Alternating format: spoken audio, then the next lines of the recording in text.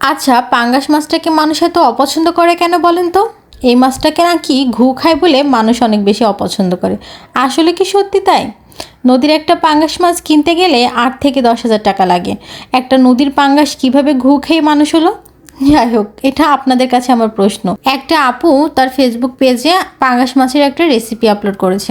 সেইখানে মানুষ এত বাজে বাজে কমেন্ট করেছে, এই মাছ কি কেউ খায় নাকি, এটা আবার কেমন মাছ, পাঙ্গাস মাছ দেখলে ঘৃণা লাগে, খাইতে পারি না, গন্ধ লাগে, তারপর হচ্ছে পাঙ্গাস মাছে তো ঘু খেয়ে মানুষ হইছে। যাই হোক, আমি বিভিন্ন টাইপের কমেন্টগুলো পড়ে আমার মনে হলো যে আসলে কি তাই, মানুষ এত খাবারের জিনিস নিয়ে এত বাজে বাজে কথা কিভাবে বলতে পারে। আর যারা হচ্ছে মাছ অপছন্দ করেন, আমার কাছে কিন্তু মনে হয় পাঙ্গাস মাছ ভীষণ স্বাদের মাছ। আর এটা যদি নদীর মাছ হয় না, তাহলে তো কোনো কথাই নাই।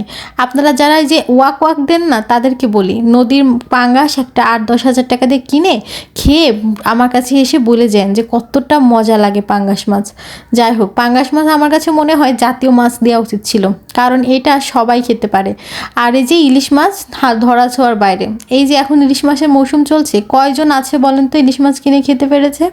শুধু শুধু জাতীয় মাছ দিয়ে বসে আছে। আমার কাছে মনে হয় জাতীয় মাছের খেতাব পাঙ্গাস মাছকেই দেওয়া উচিত।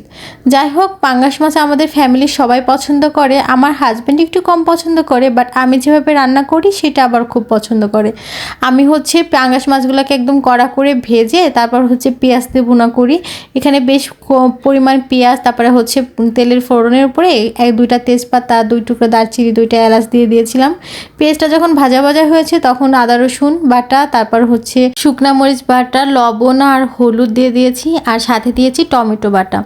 অবশ্যই টমেটো বাটা দিয়ে পাঙ্গাস মাছটা রান্না করে দেখেন, অন্য রকম একটা স্বাদ লাগে। আমি সবসময় পাঙ্গাস মাছ বলেন, তারপর হচ্ছে বড় আর মাছ বলেন, সব কিছুতে একটু টমেটো পেস্ট কিংবা টমেটো কুচি দিয়ে ভুনা করলে আমার কাছে খেতে অন্য রকম একটা মজা লাগে। আমি এভাবেই সবসময় করি। আর হচ্ছে পাঙ্গাস মাছ কিন্তু বিভিন্ন ধরনের রান্না করা যায়। অনেকেই আছে এটা ঝোল করে খায়, তবে আমার বাসায় একটু ঝোল তরকারিটা কম চলে, ভুনাটাই বেশি খাওয়া হয়। আর আমার আম্মু পাঙ্গাস মাছটাকে না ভেজে পাঙ্গাস মাছের যে তেলালা পেটির মাছটা থাকে সেটা পেঁয়াজ দিয়ে কিভাবে জানি একটা রান্না করে। ওই রান্নাটা আমি ভীষণ মিস করি। আমার হাতের ওই রেসিপিটা আমার ভীষণ ভালো লাগে। যাই হোক, এখানে কিন্তু আমার মাছ ভুনাটা প্রায় শেষের দিকে, মানে মশলাটা কষানোর পরে আমি এখানে মাছগুলোকে দিয়ে ভালো করে আরেকটু কষিয়ে নিচ্ছিলাম। ভালো করে কষানোর পরে এবার হচ্ছে পরিমাণ মতো পানি দিচ্ছি, মানে একদম শুকনো শুকনো করে রান্না করব, কোনো রকম কোনো পানি থাকবে না, শুধুমাত্র তেল আর মশলা থাকবে। তারপর হচ্ছে যখন পানিটা টেনে যাবে তখন হচ্ছে সুন্দর করে নামিয়ে নিচ্ছি।